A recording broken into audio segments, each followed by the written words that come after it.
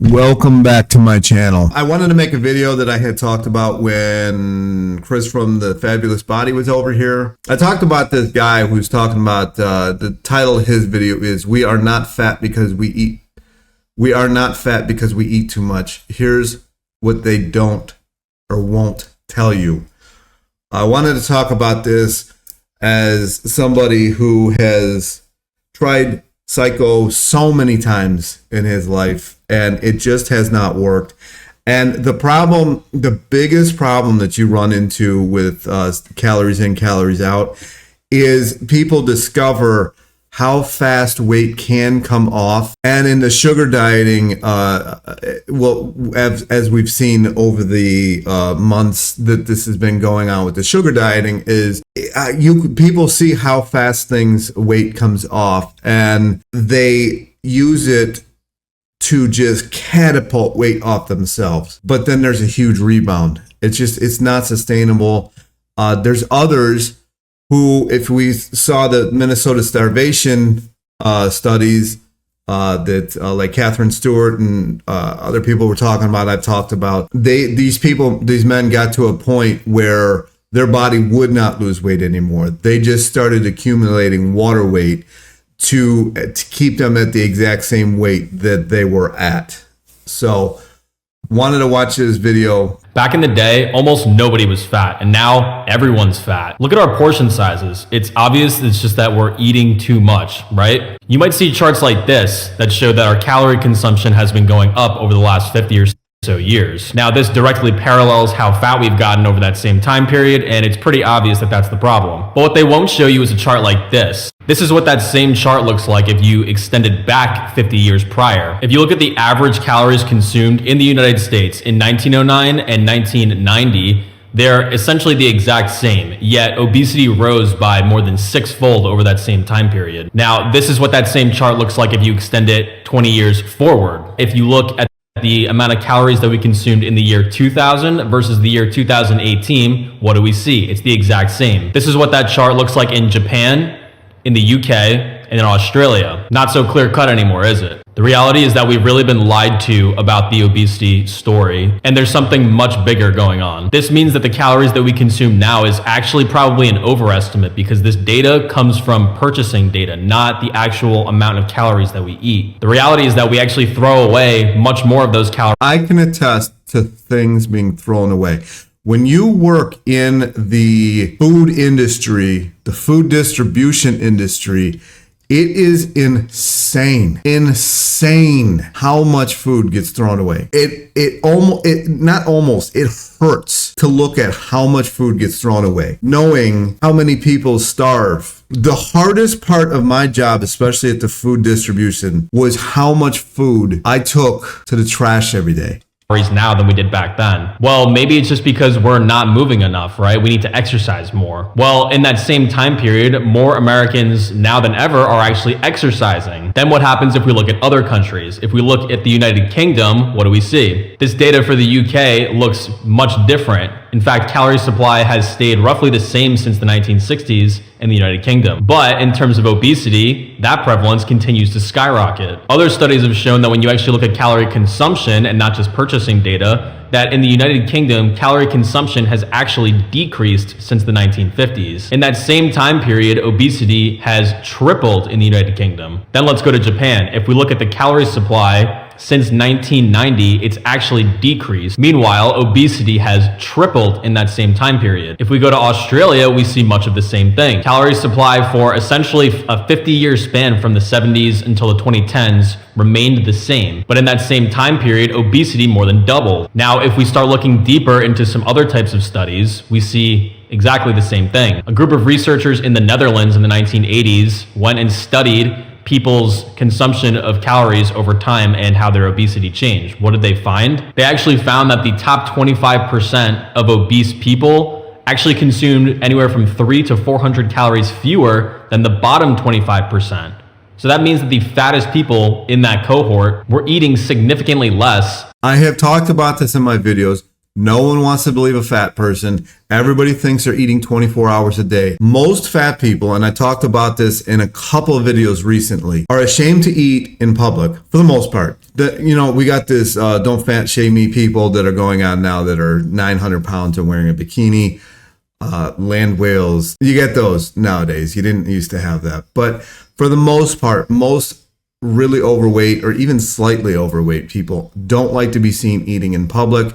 And then because they've been hated on so much, they don't like to eat in private either, because they don't feel like they should eat. And people are like, well, you don't see them 24 hours a day. Than the leanest people. And again, this is food that's actually being tracked by the scientists. This is no longer just purchasing data on a population level. This is actually looking at what people eat. Then if we look at those people over time, it's pretty common to see people blow up after they're 30 or so, and they get progressively fatter as they get into their older age, until their 70s. Well, that's exactly what they saw in this study, but they did not see a parallel increase in food consumption. In fact, it was the exact opposite.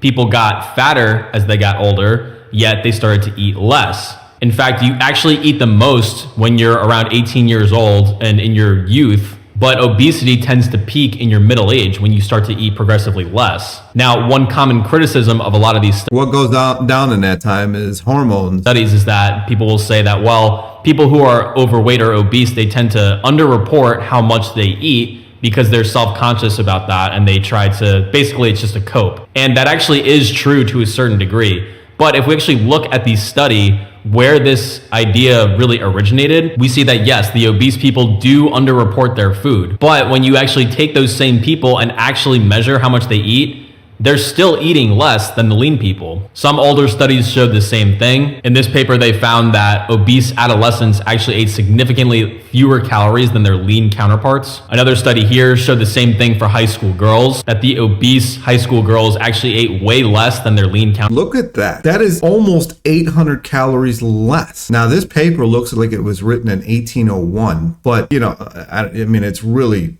rough looking. But, I mean, seriously. Counterparts. Even more recent research backs this up. A study in 2006 showed the same thing, that obese adolescents actually do eat less than lean adolescents. And again, I can attest to this. I couldn't even tell you. It used to drive me nuts. Like my friends in high school, not that I was super overweight then, but I was overweight. And I know I had a hormone issue at that point. I know I did. The doctors didn't want to do anything about it because I was at that age range and they didn't want to touch it. But I know I did, just based on blood numbers. But my friends, oh my gosh, they ate so much more than me. I remember my one friend, Chris, because we used to hang out a lot. He wouldn't stop eating. He never stopped eating. I would hang out with him. We would, because I was, in the 90s, so everybody was going to the mall.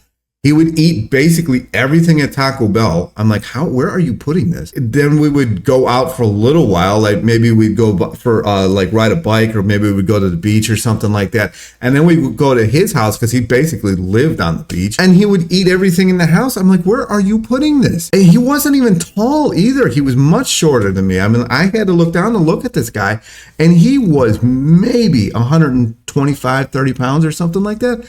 I had so many friends like that in high school. Oh, it used to drive me insane. And they did this by directly weighing their food. There's no reporting here. Another study in 2011 did the same thing. They tried to look at adults and the obese adults versus the lean adults and what was their trends of their food consumption. And they saw the same thing, that there was no difference between obese people and lean people's calorie consumption. Another thing that completely just blows up the entire paradigm is the notion that people who are more wealthy are actually leaner despite eating significantly more, and they have typically less physically demanding jobs. So really they eat more and they move less, yet they're significantly leaner. We can see examples of this all throughout history. You should check out this video here that we did about a year ago, documenting multiple accounts of the pre-1960s era of people eating tons and tons of calories, including tons of sugar, and There was no reports of them being obese. They were all still lean. My oldest living relative, which was my great grandmother, used to basically live on sugar. The woman had candy all over her house, and that's basically what she ate. So what exactly is going on? Well, there's a lot of things, but the absolute most important takeaway is that we cannot think of obesity as a simple balancing equation. Obesity is not just a problem of how much you eat versus how much you don't. Obesity is a problem. It's a disease just like any other disease. So we need to look deeper into the biology, into the biochemistry, and into the actual mechanisms that are going on. Ultimately, inappropriate fat gain is a health issue just like any other. Really what we're dealing with here is a metabolic issue. Now, destroy your metabolism and promote fat gain include, but are not limited to, poor thyroid function, eating seed oils, a lack of micronutrients. This is crazy because I didn't even remember about the vitamin D, and now I'm talking about vitamin D when I first originally seen this video. Vitamin D, I'm thinking, is really an issue for a lot of people, and I'm doing actually a phone call with somebody about vitamin D today. Hopefully we do an interview, I'm hoping. I'm actually starting to wonder if it's not the biggest issue that we've got going on. I was saying his name wrong. I was saying Cassius. His name was Casimir Funk, which I actually like better, which I'm going to do a video about. I got to put that one together too. When you look at what has happened to us since sunscreen has come around, really, sunscreen, if you really study what has happened since the sun is bad.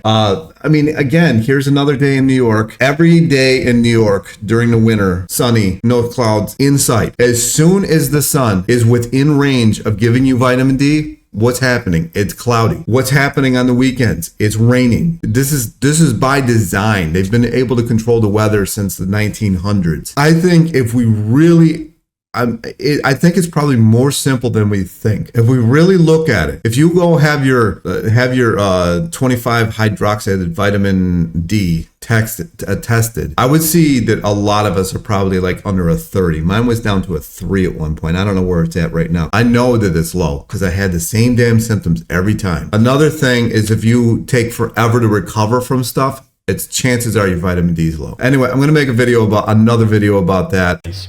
Gut inflammation, high serotonin. Another thing that causes gut inflammation is low vitamin D. Environmental toxins or obesogens. Other sources of chronic inflammation like heavy metals or mycotoxins. Chronic stress, disrupted circadian rhythms, a lack of sunlight, a lack of muscle mass, among tons and tons of other factors. Now, we're gonna have a lot more content on this exact issue coming out in the future. I've already posted a ton about it, both on Instagram and in our... I'm gonna cut it there. That's my video. I wanted to keep this one short so people actually watch it. Hopefully everybody watched it all the way.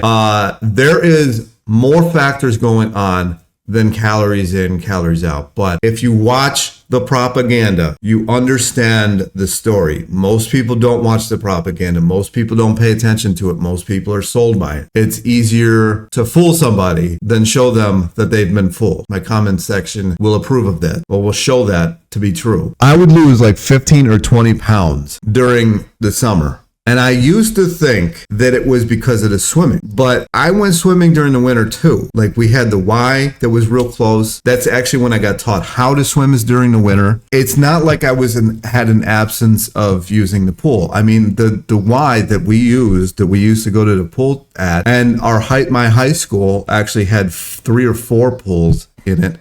And you were allowed to use them at certain times of the day. So it's not like I had a lack of swimming. It's not like I had a lack of activity.